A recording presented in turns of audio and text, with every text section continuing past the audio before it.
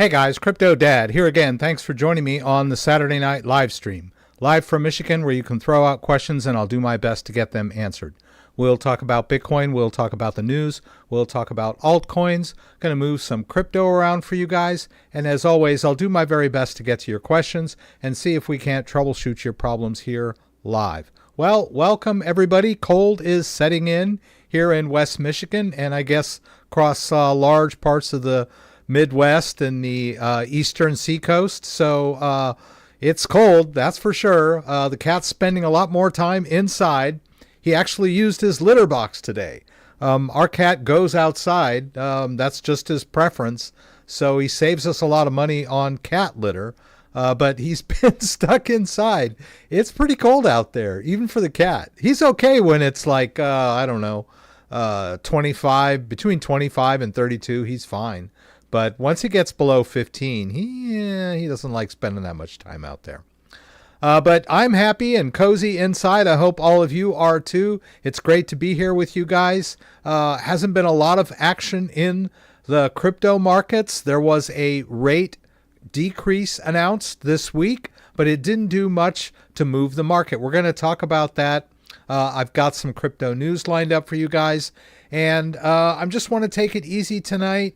I don't have anything planned. I want to talk about a couple little things I have over here on my desk.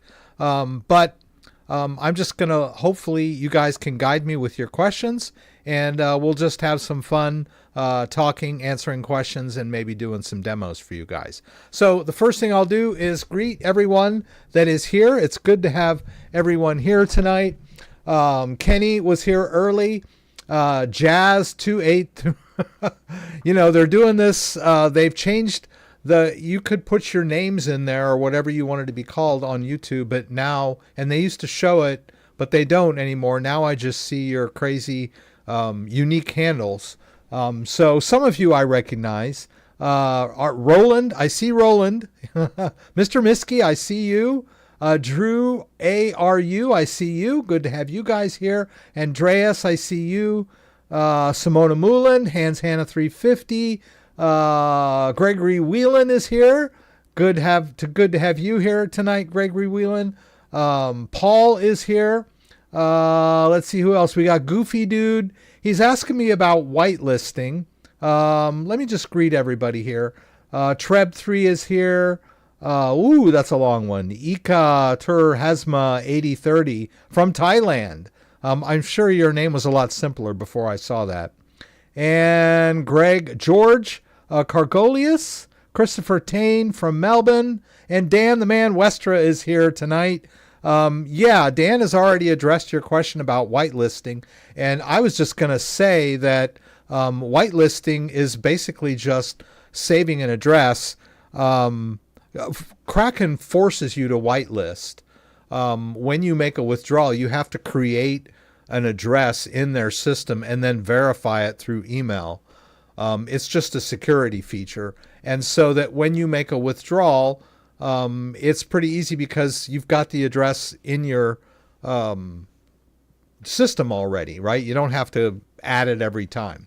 I always like to verify, but that's what whitelisting means. I don't know what else you're referring to. You can always withdraw to the new address that your Bitcoin wallet generates if we're talking about Bitcoin. And even if you whitelist an address and you send to that previously generated address, it will still go into the wallet. I know it's confusing, but a Bitcoin wallet, when you ask for an address, will always give you a new sending address every time you ask for an address if you have a previous transaction.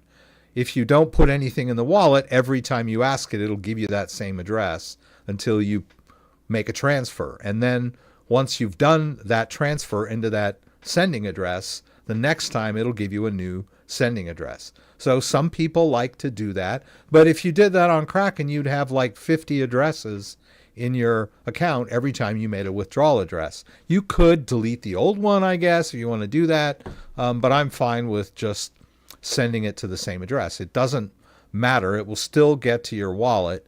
There'll just be a little less privacy because that sending address we'll have a lot of incoming transactions that someone looking at the blockchain could see. Oh yeah, I can see he's withdrawn like $300 over the last 3 months. Whereas if you use the same, or if you use a new receiving address every time, someone looking on the blockchain would only see like, oh, there was a deposit in this wallet for $100, and that's all I can see on this particular address. Anywho, we're getting in the weeds here already. Isn't that fun? So I already greeted everyone. Let's take a look at our description here. We're going to talk a little bit about the market. I've got that stuff lined up for you guys. Ledger holiday sales are live. You can still get holiday deals.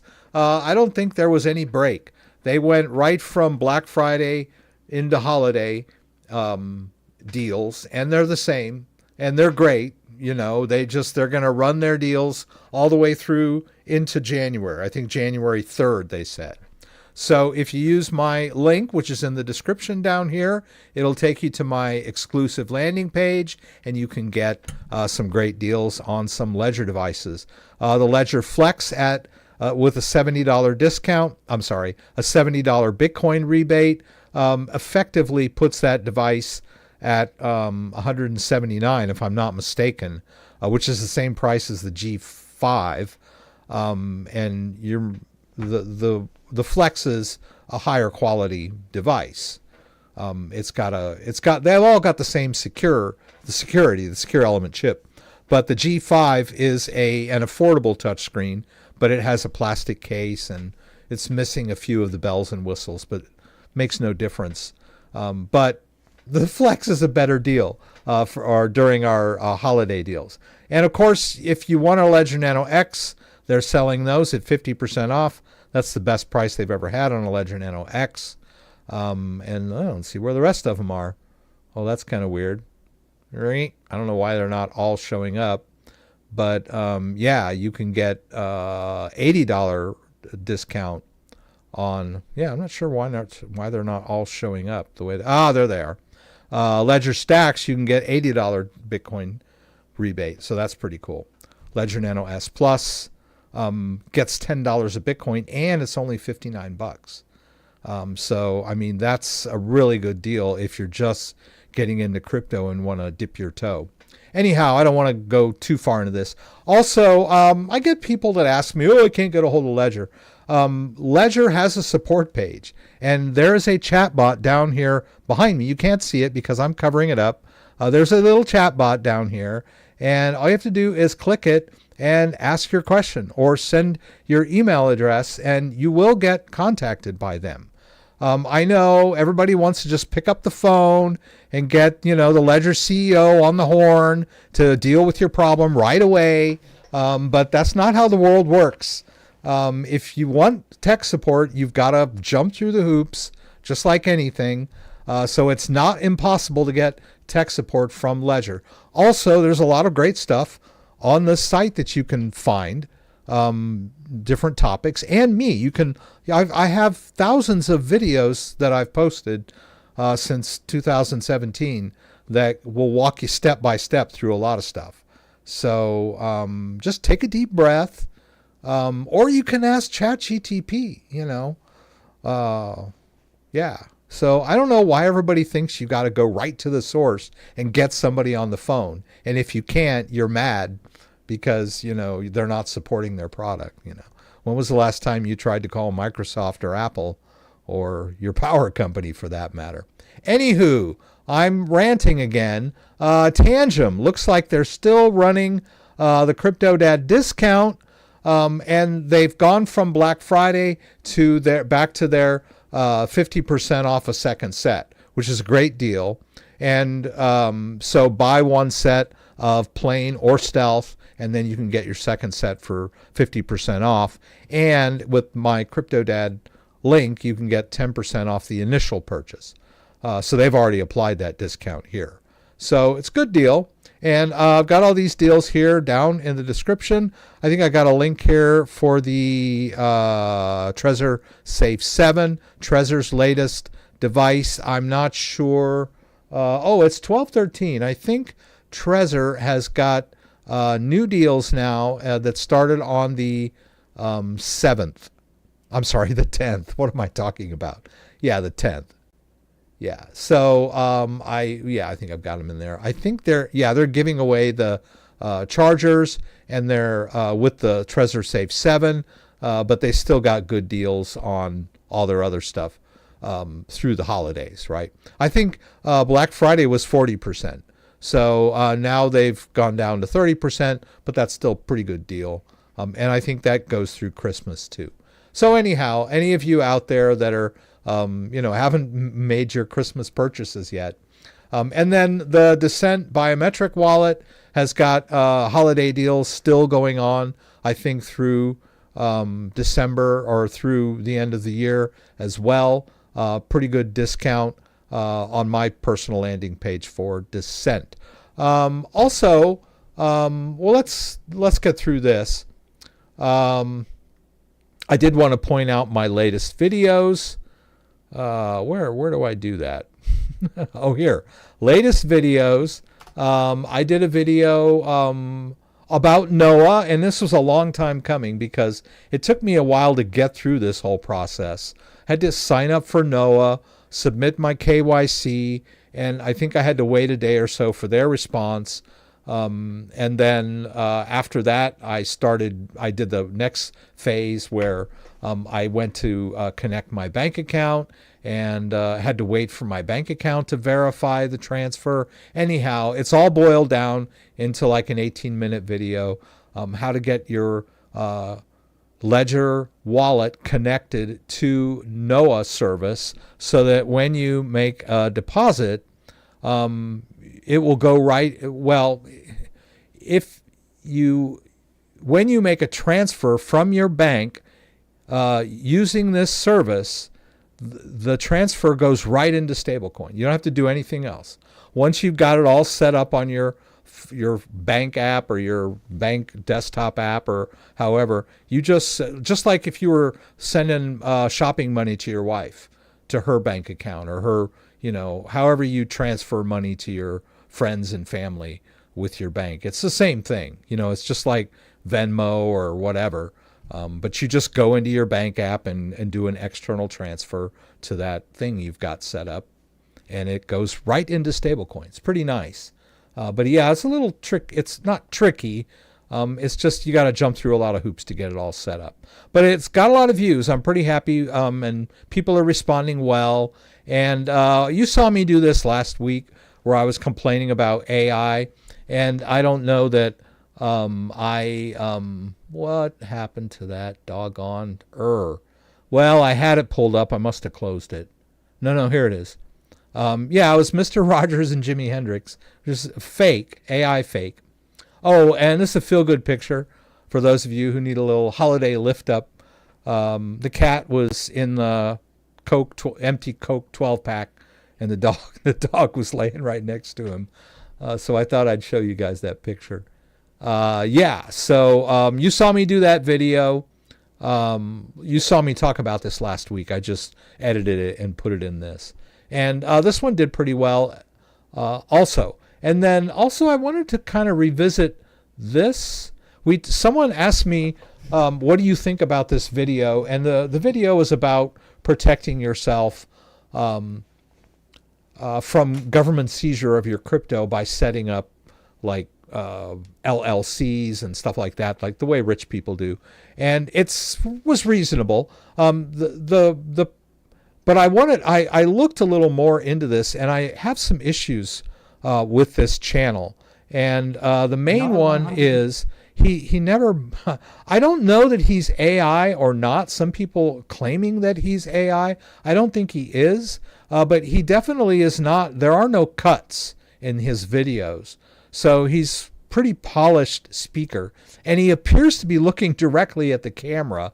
So I don't know where he's reading his notes from, or if he's just doing this extemporaneous. If so, he's pretty, I applaud him for that, because I can't. But he's got comments disabled, and that's a red flag. And it's a spammy kind of channel anyway, millionaire formula, that kind of thing.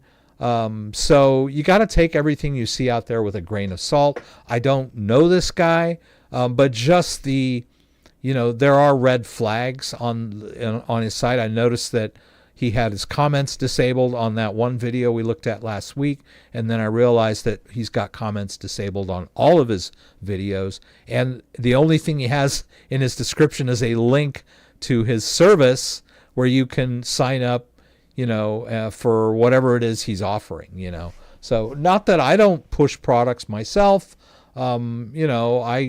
People generate a lot of revenue from affiliate links, but this appears to be his thing. I don't know. I don't have my own business.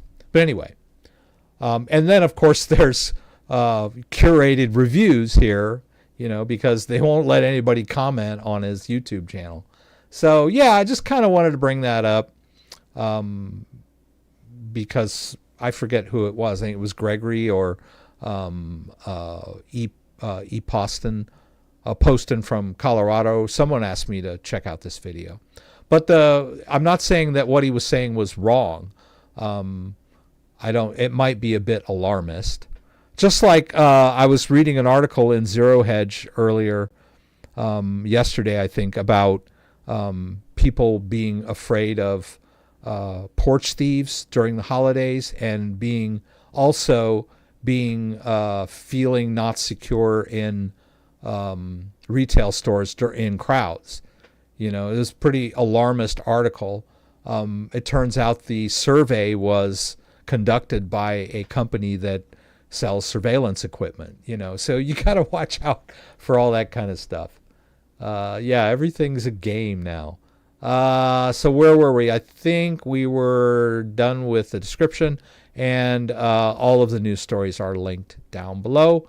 And I think I addressed that question about whitelisting. Oh, I did want to quickly cover, Kenny was, I don't know if it was Kenny specifically last week that was asking, but someone was asking about, what are we doing here?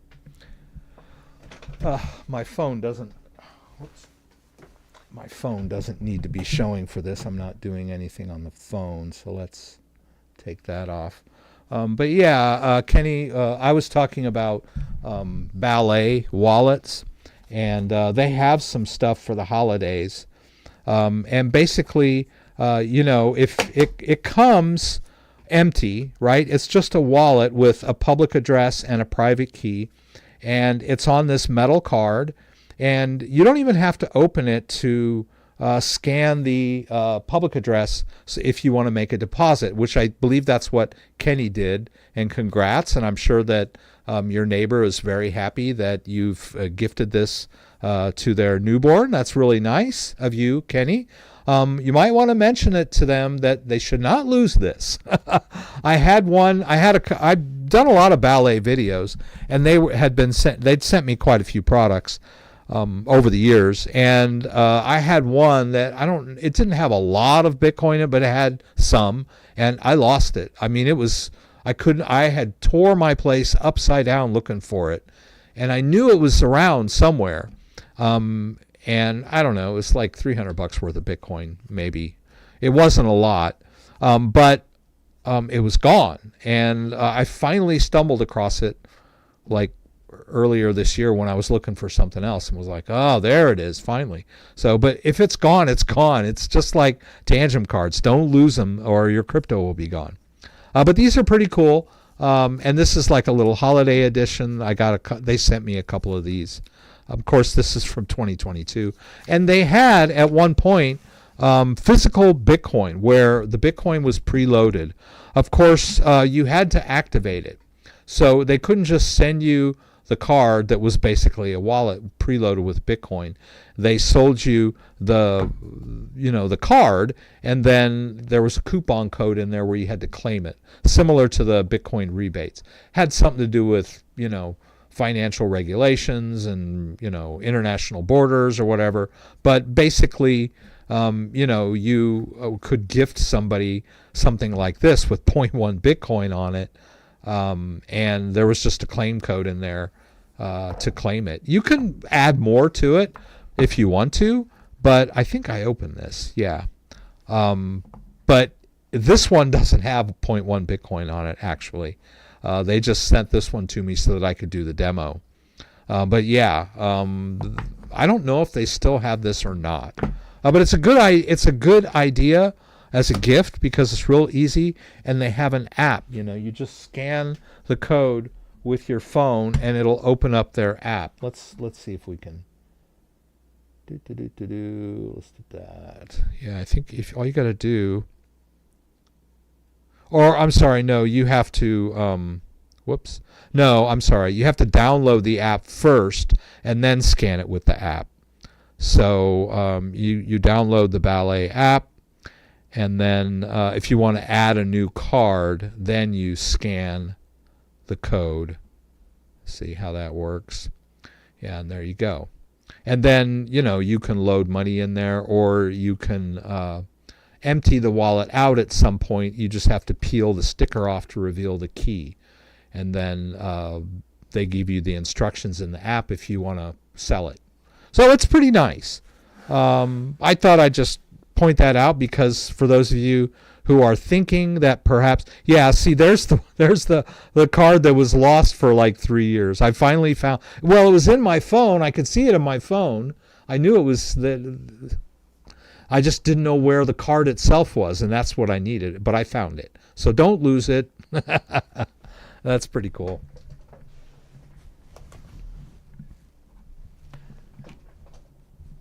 All right, let's get back to this.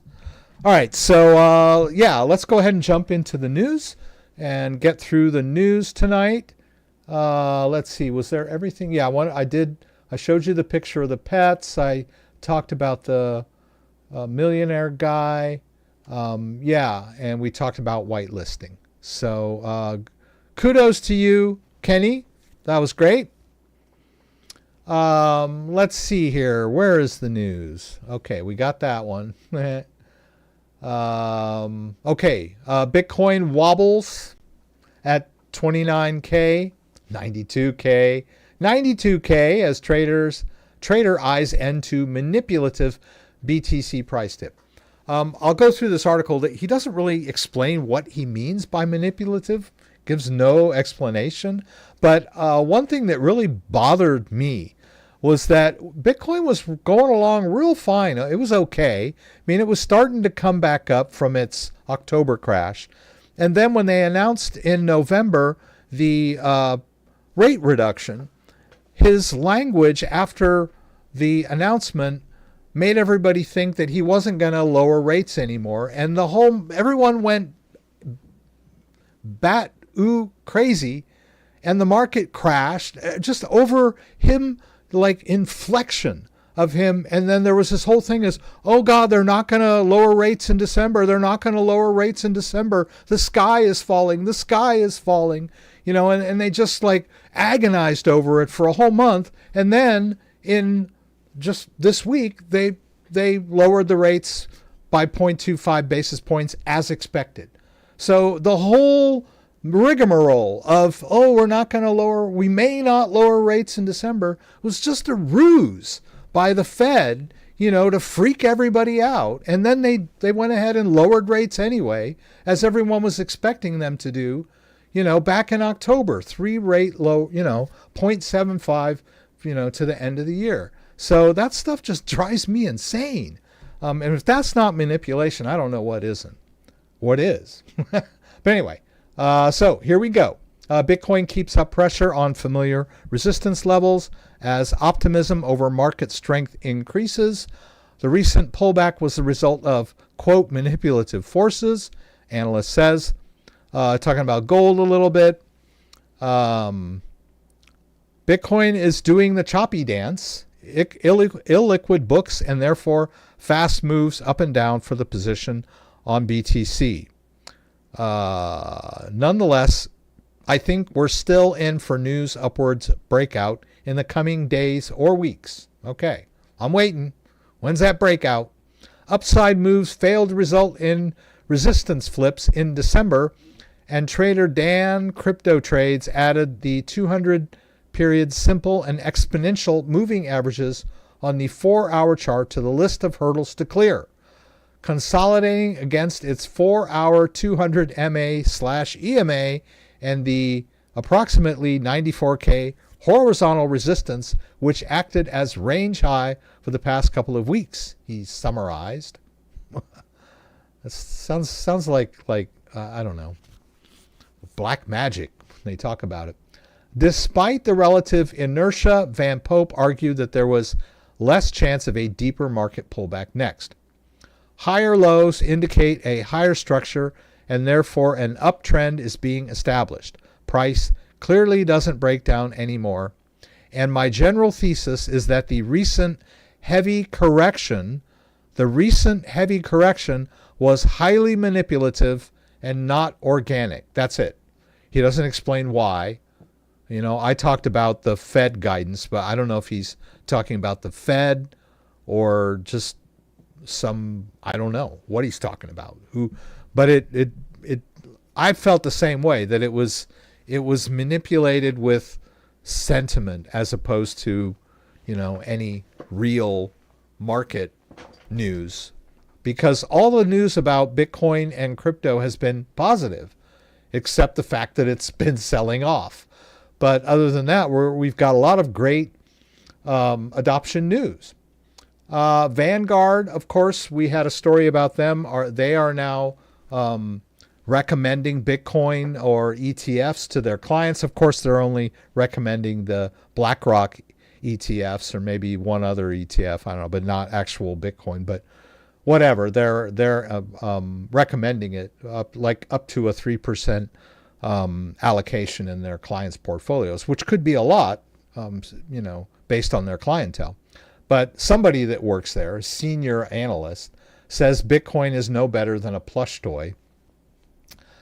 I guess they were in some bigwig meeting or whatever. Bitcoin is a purely speculative asset and is akin to a collectible toy, according to John Americus, the global head of quantitative equity at asset management company Vanguard.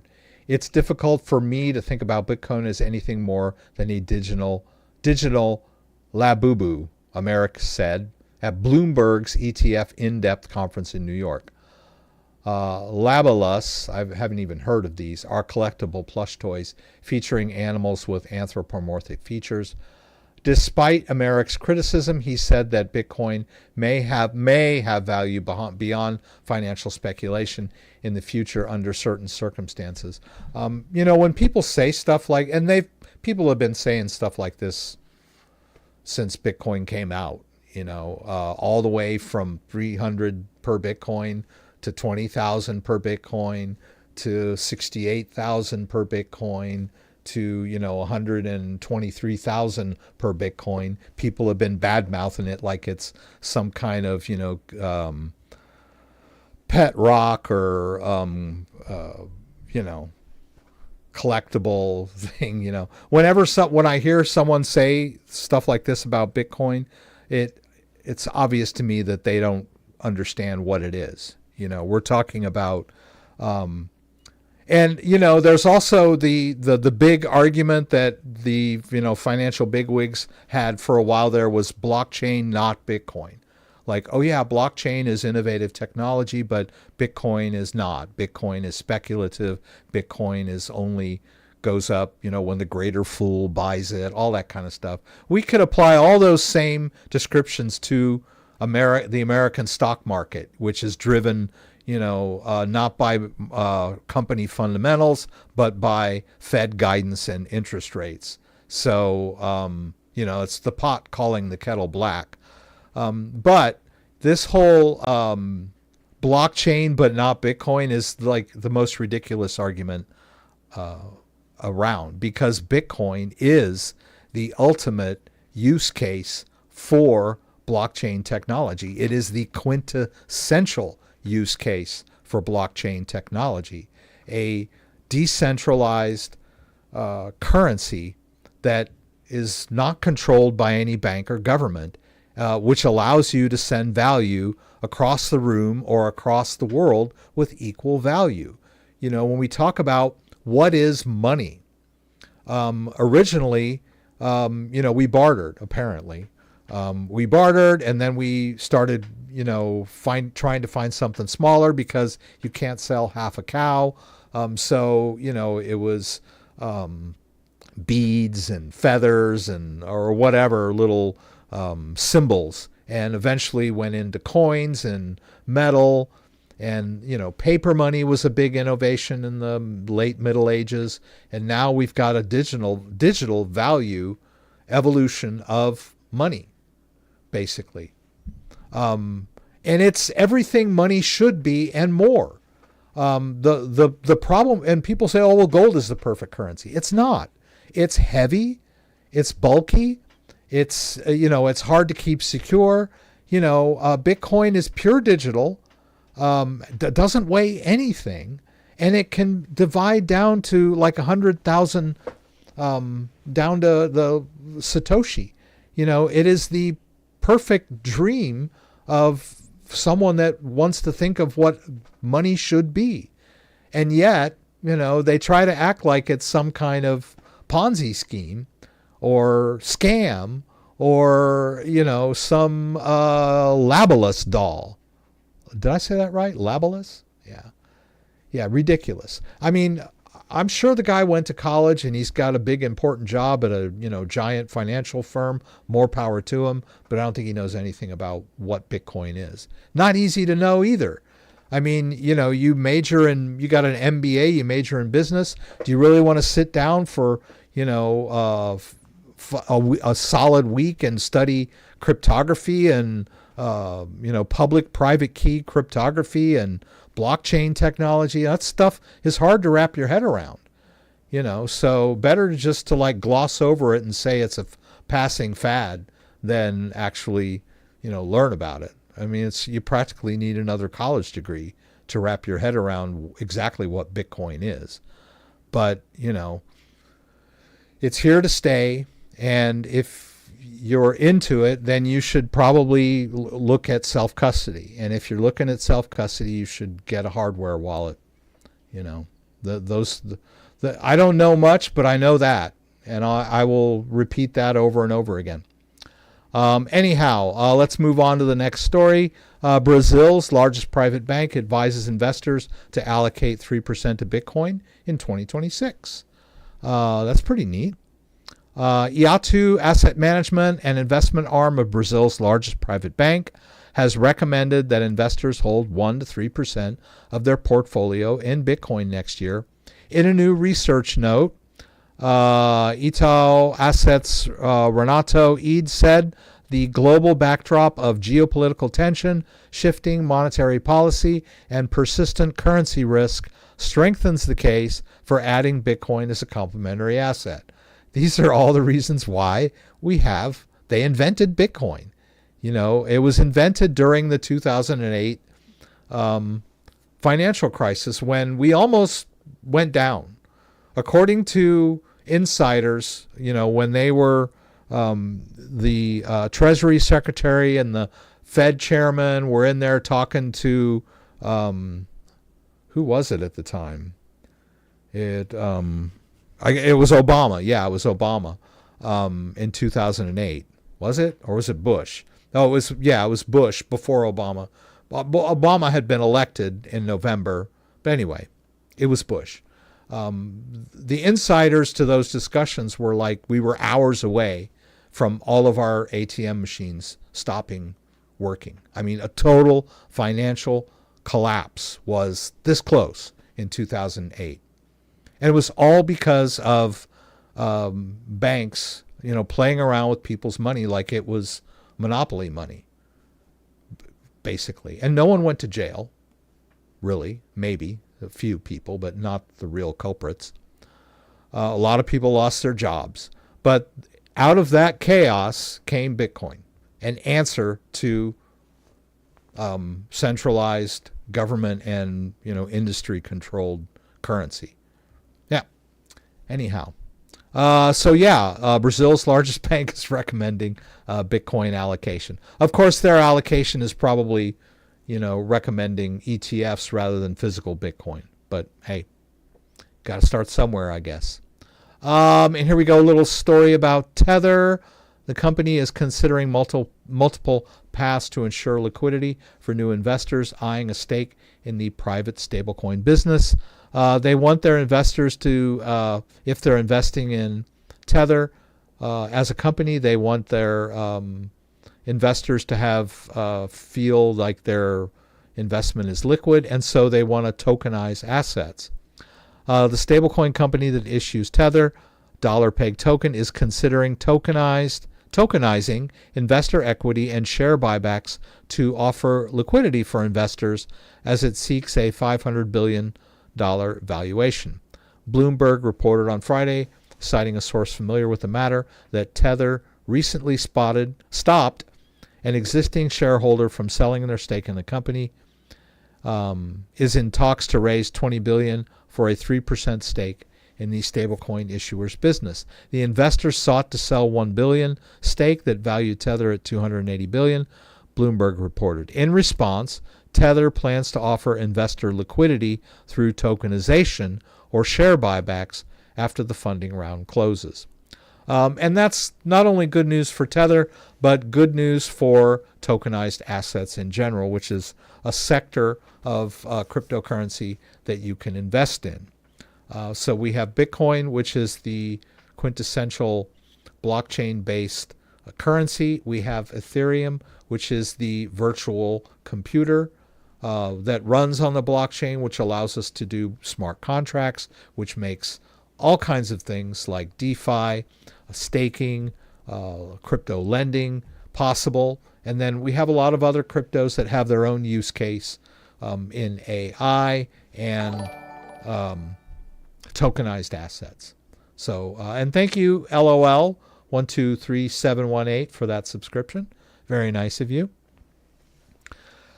Okay, so that's my news. And let's see, we got Kenny bought a Ballet wallet. Good for you. What is the best way to contact Ledger if they receive tokens? Also, it is in the blockchain. Can I go there and send it back to where I sent it from? I'm not sure. Liqueur45, looks like Dan has already answered you. But you must have come late, because at the very beginning of the live stream, I pointed out that there is a Ledger support page called support.ledger.com, and there's a chat bot down in the corner that you can click on where you can put in your email and they will contact you or chat with you. I think they start off with just getting your email, and then I can't move this chat bot. I'm going to have to move me. Yeah. That's how you contact Ledger. You can't call them because they don't offer phone support. With good reason. There's too many people getting scammed out there. And if Ledger offered phone support, then people would be easily fooled by phone calls. It's much easier to say Ledger will never call you. And Ledger doesn't offer phone support so that people won't get sucked in by these scammers calling them on the phone. So anyway, that's how you get a hold of Ledger. Not to mention the fact that you can watch my channel, or you can dive into any of these topics they have on their support page. It's not that difficult to get tech support from them. I'm a little confused about your question about sending something on the blockchain. If you sent something to the wrong address, yes, you can see it on a blockchain explorer, but you cannot get it back. Crypto transfers are immutable, unchangeable. And if you don't have the private key of the wallet, you can't control it. So if you sent your crypto somewhere, then you can't access it, because you can't just grab Bitcoin on the blockchain and pull it back. If that were possible, then Bitcoin wouldn't be Bitcoin, right? That's how it works. MEXC, by the way, allows you to buy and withdraw without KYC for small amounts under 1K. I have never been able to set up a MEXC account. Every time I try, they tell me I'm not eligible. And everyone tells me, oh, no, you can use MEXC. I've never been able to get to. Maybe I'm just old. Yeah. Anyhow. Well, good. Try it out if you want to go on MEXC and see if you can. And I'm really a little, I guess I'm not surprised, But there's this whole mindset of trying to hide your crypto. People are always saying stuff to me. How can I send my crypto without my bank or my government or my wife or somebody knowing about it? And I'm like, what? You want me to give you advice on how to evade taxes? I mean, I'm never going to answer a question like that, because then I'm implicating myself in you're hiding your finances scheme. What's the big deal about your bank or your Coinbase or Kraken knowing what you're buying? You're going to file your taxes, aren't you? Right? So what's the big deal? I don't know. I guess this whole ethos of, you want to keep your crypto safe and you think you can be anonymous in today's, surveillance society, more power to you. But I'm not trying to bag on you or anything. I'm just pointing out the obvious here that, I don't really understand the mentality of why you're trying to hide your crypto in the first place, right? And what's the big deal with KYC? It's like that's how the world works. It's unfortunate, but that's how the world works. If you want to open a bank account, if you want to get a credit card, if you want to drive a car, if you want to buy something on Amazon, you need to prove who you are and show your identification. And, that's life, right? Same with crypto. But what's the big deal? You buy it, and your bank knows it and the government knows it, and then you make money, or you can use it down the road when it becomes much more valuable. It looks like the government is transitioning towards accepting crypto for taxes. There was a bill written up by a congressman that we should be allowed to pay taxes with Bitcoin. So why hide it? Yeah. Anyhow. Yeah. Well, yeah, ID theft is crazy. Yes, that's true. But most ID verification services are encrypted. It's not so much the services that you use to verify yourself that are the problem. It's the scammers that are pretending to be the services that are scamming people that don't know any better and are being sucked in. But going online and paying your taxes is secure and encrypted.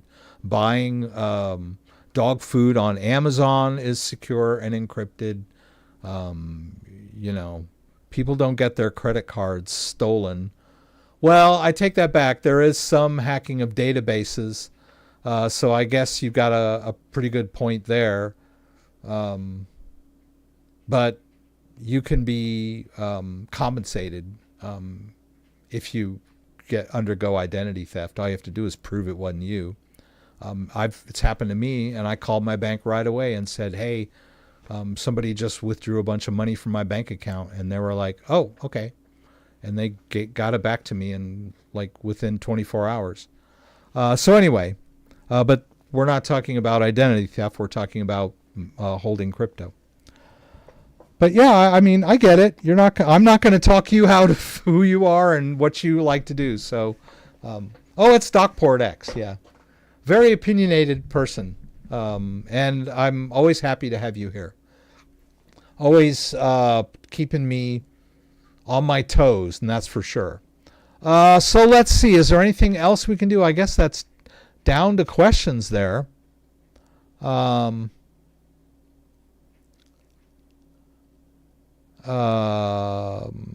looking at L Square 45 talking about something he did on SolScan with his Solana wallet. But yeah, I mean, if you want to contact Ledger, go to the Ledger support site and fill out the chat bot. That's the best place to start.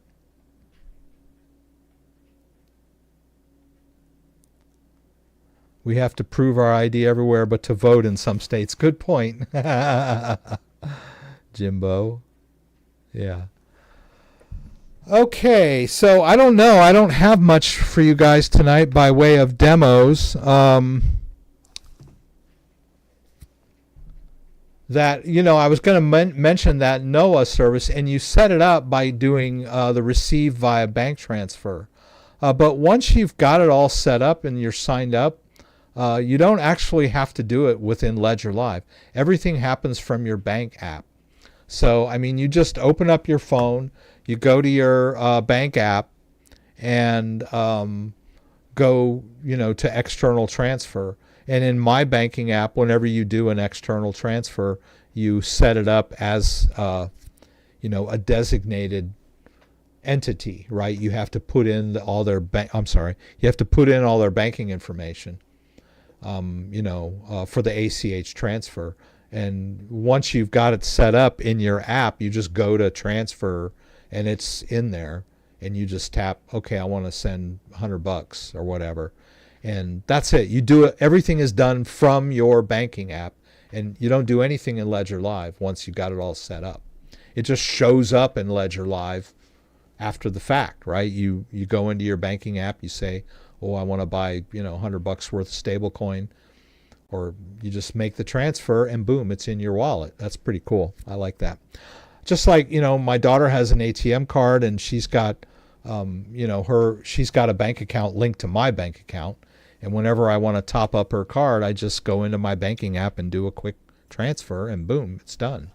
Or I, send my wife money from my Chase account to her Chase account. It's, it's pretty simple. It's just as simple once you get the Noah set up. And then I think some other people were asking me about, gee, I wish Noah could, you could cash out through Noah. Well, yeah, that would be, Noah's pretty cool, but if you want to sell within Ledger Live, you've got options for doing that already. They've got Transact, Mercurio, and MoonPay. And these services you set up, you got to do KYC and go through all that. You can sell directly to these services, and it goes right onto your ATM card or to your bank. And of course, there's going to be some transaction fees for these. I think Transact is pretty good. I'm still kind of old-fashioned. I still usually just transfer to Coinbase or Kraken when I want to cash out. And then from there, it goes right into my bank. I did kind of want to walk you through my sign-in for Kraken because I have my Kraken login set up with my YubiKey. So when I want to go in there, I use my password manager, and then I say use passkey, and then use my security key. And I like this YubiKey because it's got a PIN code, so someone can't just steal my YubiKey. So if we look here, I just enter. Well, I don't want to show you my. You'll see what I'm doing if I do that. Let's go back here. So I'll just enter my. Right. Oops. And click OK. And then I'll touch it. Right. I just go over here and touch my YubiKey, and I log into my Kraken. It's pretty cool. Let's see where we're at here. Yeah, and when you make if I were to make a withdrawal from Kraken, you can see here for whatever it is. Let's say I'm withdrawing this SUI that I bought the other day. I have these addresses already set up. Now the SUI wallet, the addresses don't change. The same with an Ethereum wallet. If I were going to, let's see if I can withdraw Ethereum. It probably won't let me do it if I don't have any in there. Okay. Yeah. Okay. Yeah, you can see I have a bunch of whitelist addresses here. Actually, let's look at my Bitcoin. So if I want to withdraw Bitcoin, come on, baby. Even though there's not any in here, you can see that I have a whole bunch of whitelisted addresses, mostly because I do demos on how to withdraw Bitcoin. And I name them, this is my Rider 1 wallet. This is my Ledger X, my son's Nano X. I've got a Stacks address in here somewhere too. Well, I thought I did. Anyhow, Ledger Flex. Okay, so this is my Ledger Flex Bitcoin address. Now, this Bitcoin address was generated a long time ago. And since then, I've done many deposits. And if I go to my Bitcoin wallet directly and ask for a receiving address from my Bitcoin Flex, I'm going to get a different address, right? Because this address is the current sending address that the Bitcoin wallet will generate. But in Kraken, it's this old one here. But I can still send to the old one. Even though the Bitcoin wallet is giving me new addresses on a regular basis to keep my blockchain records less centralized, I can still use old addresses as many times as I want. They'll still go into the wallet. So that's one nice thing about whitelisting, is that it just kind of makes things easier. Yeah. I just thought I'd point that out. Oh, Fred McIntyre got some YubiKeys. I really like YubiKey. I have another one that I used for years, but it didn't have a code on it. So if it were to fall into the wrong hands, they might be able to use it. They have access to my two-factor. But the YubiKey that I have now has code on it. So if someone takes it, it's useless to them because it's pin protected. Just like the Ledger devices and the Ledger recover keys also. These digital backups for your hardware device are also pin protected, and they'll reset after 3 failed attempts, just like the devices. I think there's a friend of mine recommended that his buddy contact me about crypto, and he's got crypto. I guess he's got some crypto on Coinbase. And, the first thing I would say to someone about if they were going to get a Bitcoin wallet or a hardware wallet is that the hardware wallet is simply a tool. You don't store your crypto in the hardware device itself. Like if you have a Flex device, for example, it's just a signer. And when you initialize the device, you write down a 24-word backup phrase. That is the vault. That is the piece that you need to protect as you would something valuable like gold. So if you're a rich dude and you want to buy $100,000 worth of Bitcoin and store it in a wallet, the wallet is not really at risk. If someone breaks into your house and steals the device, they won't be able to access the crypto because it's got a PIN code on there. But if they manage to steal your backup phrase, then they have full access to all the wallets you've created. It's a digital backup of your, cryptographic blockchain address. It's human readable. It's been converted to, human readable words. So it has to be protected. Has to be hidden well, just like you would gold coins. So you want it to be durable. You can make multiple copies of it. Keep one at other off-site, your summer home, or your mom's house, or a safety deposit box, or your brother's house, or your office, or whatever. You can have multiple copies, but you just want to make sure that they are all secure and that they won't be compromised. And I think a rich person might have a little trouble wrapping their head around that, because rich people keep their money in banks and with their brokers and all that kind of stuff. If someone comes in and robs their house, they might get some petty cash. But to self-custody large amounts of crypto, you really have to be cognizant of the fact that you are in charge of that amount. If that's $100,000 worth of Bitcoin, That's all on you. You've got it in your hand in that seed phrase. So that seed phrase has to be stored somewhere safe and secure where no one will find it. And that's the real trick of self-custody. And that's one of the drawbacks of self-custody. You are sort of vulnerable in that sense. So it's all on you to find a good and secure hiding place for that backup phrase. Because, if someone were to discover that, if they broke into your house, then they would have all of your crypto.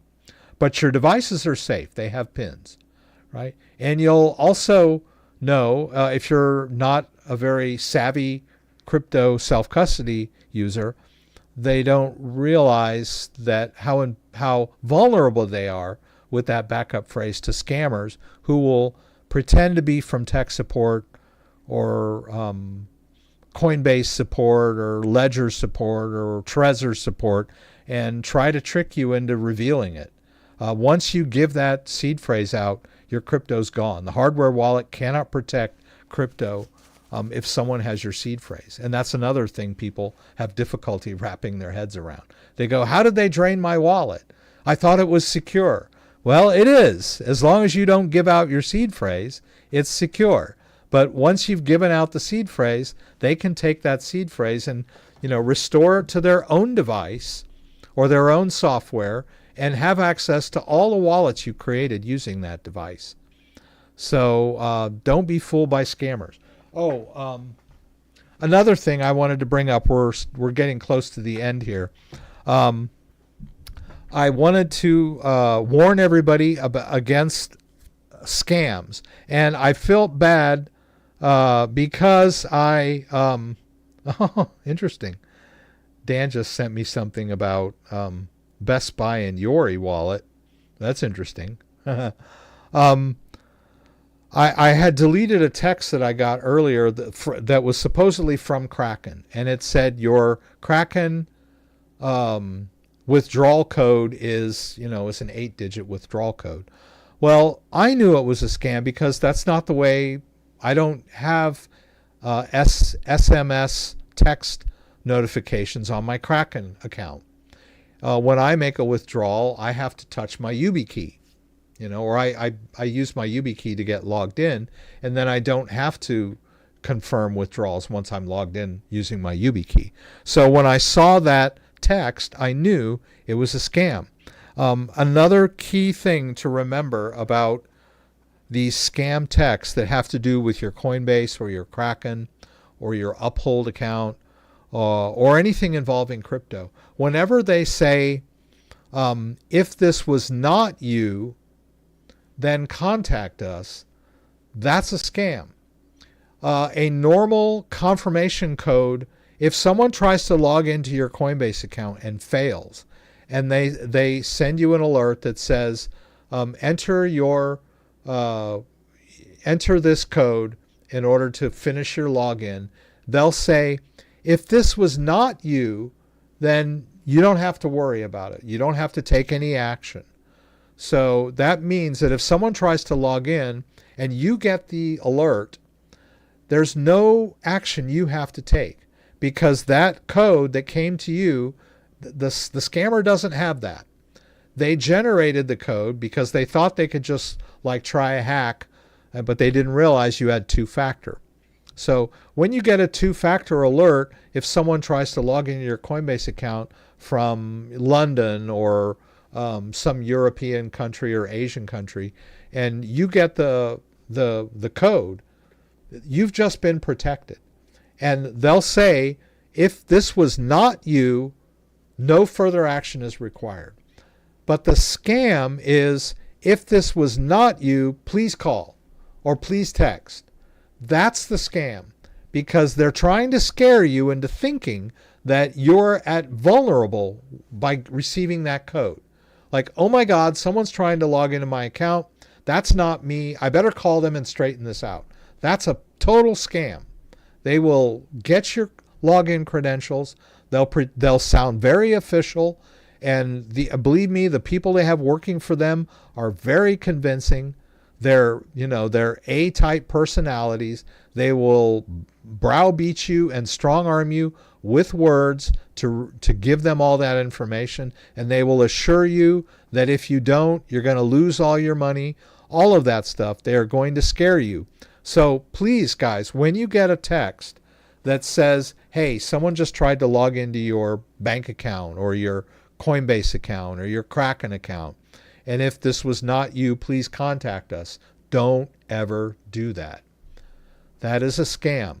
If you are worried that someone has gained access to your account, then just log into your account independently and look and see if there's anything wrong.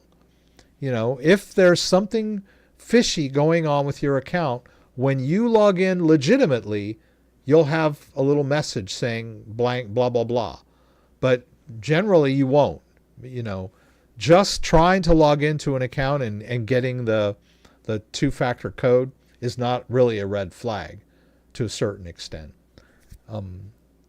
So I just wanted you guys to, because these scammers are in high gear during holiday season, and they will try to trick you, and they use fear, mostly fear. Some greed as well, but mostly fear. They want to make you think you've already lost all of your holdings, and that, you know, your only hope is to contact these scammers and give them all your personal credentials, which is what they're going to do. They're going to, oh, well, we're here to help you, Mr. Nisley. Could you please verify your identity by giving me your login and, you know, your social security number, you know, all that stuff. Please don't be given that. I don't care if it's my regular bank. I would not give out my social number over the phone to anybody, even if it's the IRS calling. I'd say, you know, you called me. You should know who I am, right?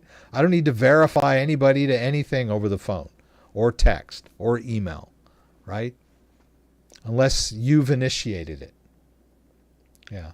But please be wary of these scammers. I just wanted to put that out there because I got one of those texts today, and I wanted to show you, but I deleted it. I was like, delete spam. And then after I deleted it, I was like, oh man, I should have shown that to you guys. But yeah, I'm getting a lot of these, and I'm sure you are too. So please stay safe and don't fall for these scams.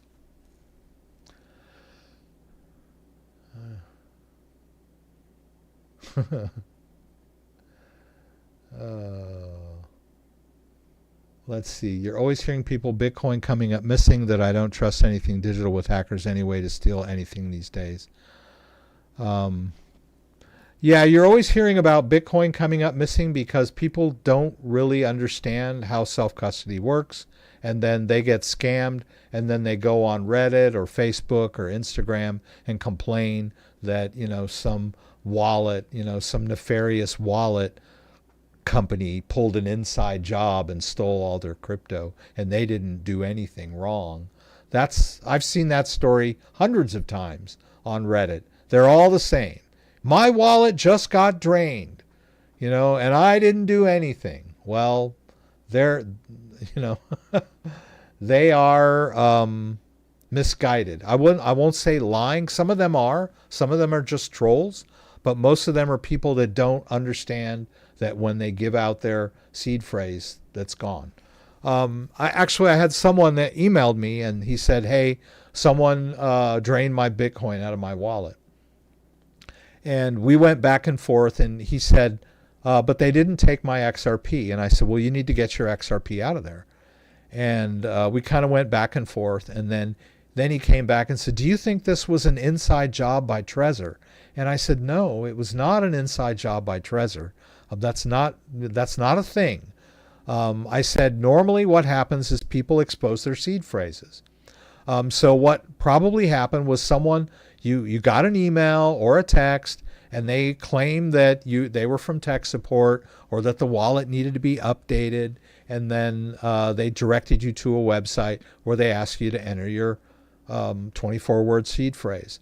And then the guy came back and goes, oh my God, CryptoDad, you're right. That's exactly what happened. I got an email, and it said that I needed my wallet to be updated. And then they said for security purposes, I had to enter my backup phrase. And I go, well, there you go. That's it. That's what happened.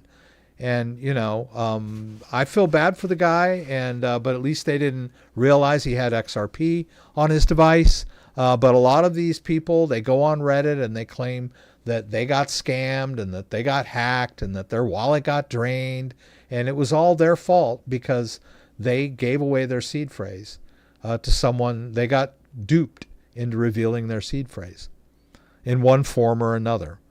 Hardware wallets don't get hacked remotely. I mean, if someone has control of your device, there are things they can do to crack in the device maybe and crack your PIN, but there have been no remote hacks of any hardware wallets ever. They all the stories turned out through scrutiny that the user did something wrong. So there is no risk in self-custodying your crypto if done properly. And that's what I've been trying to do for the last 17 years, since 2017. You know what? I did forget to do something. I forgot to do, where is it? No, where is it? Come on, Rex.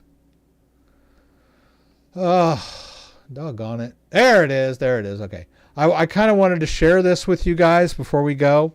I got my yearly recap on my YouTube channel. I started my channel in May 19, 2017, which means I've been a creator for 3,124 days. Now, I knew that. Apparently, this was my most watched video of 2025, the complete Ledger Nano S Plus tutorial, which is interesting because the video was posted in 2024, but it was my most watched video of 2025. 50K views in 2025 alone. I believe the video itself has 70K views total, but there were 50K views in 2025, 1,249 likes, 6,154 hours of watch time of this video, and 616 people subscribed by clicking subscribe from watching this video. This just happens to be the first video I posted in 2025. I was wondering, like, why are they referring to this thing? And then I went back and saw, okay, yeah, it was the first video I posted in 2025. But here's the stuff that I thought was interesting. I have replied to 1,805 comments this year, apparently. I hearted 1,079 comments, and I created 10 community posts. And then these are where my subscribers are from: the United States, United Kingdom, and Canada. I know I do have some viewers from some Asian countries, and I know Andreas is from Germany, but the majority of my viewers are in the US and the UK and Canada, which is not surprising since I speak English. And then these are the age groups, right? They're all over 35. 35 to 44, 55 to 64, 45 to 54. So I have an older demographic. I would assume they're probably more male than female. But this is kind of what I thought this was interesting too. My audience was most active on Tuesday, Sunday, and Saturday. And I did not realize this. So I think, knowing this, I will start posting more videos on the weekends because that apparently is when my users are more active. I guess that makes sense that most of them are middle-aged adults. They probably work during the week and go on YouTube on the weekends. Tuesday seems like an outlier, but whatever. So yeah, I'll start posting more on Tuesdays, Sundays, and Saturdays. So yeah, that's it. That's a breakdown of my channel. And I know there's younger people that watch my videos too. But my videos are educational and long form. So I don't really appeal to people with short attention spans. But that's my bread and butter, and that's why people keep coming back. That's why my videos have longevity. As I mentioned, I posted this video I don't know exactly when, but it was, I think, mid 2024.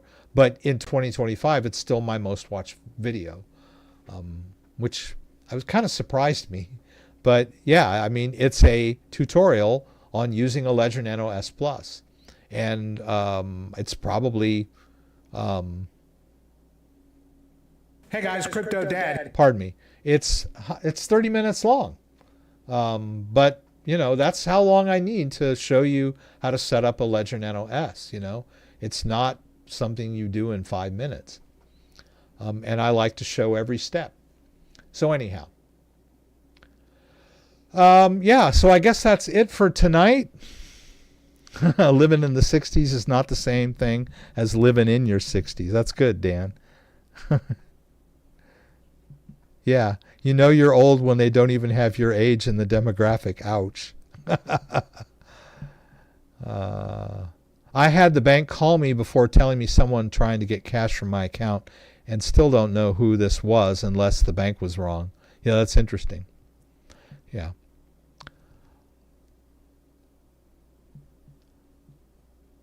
Yeah, interesting demographics. So yeah, I feel pretty, you know, the part that really makes me proud is the,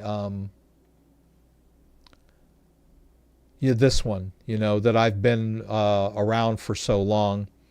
And my channel has been a vibrant part of YouTube's 20-year history. So good. Yeah, when you're feeling down, just think about how long you've been on YouTube. So I'm going to sign out, guys. I want to thank everyone for being here tonight. Good to have you here, Dan.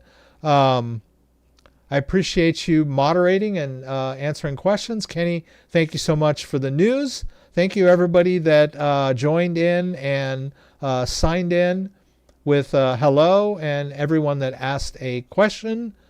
And I think I covered everybody and everything. Let's see, we're going to do this.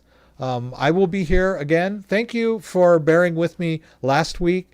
I moved the stream to Sunday. For those of you who are here this week that thought I was gone last week because you didn't get the memo, I did go to see family last week. We had a great time, and I did the stream on Sunday last week. But I like to keep it on Saturdays. That's when everybody expects me. So I plan to be here again next Saturday, 6 p.m. Eastern Standard Time. Join me again for the live stream from Michigan, where you can throw out questions, and I'll do my best to get them answered. If you like this video, give it a thumbs up. If you'd like to subscribe to my channel, I would appreciate it.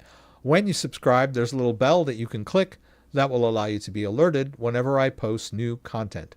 Once again, thanks for joining me, and hope to see you guys again soon. Good night, everybody.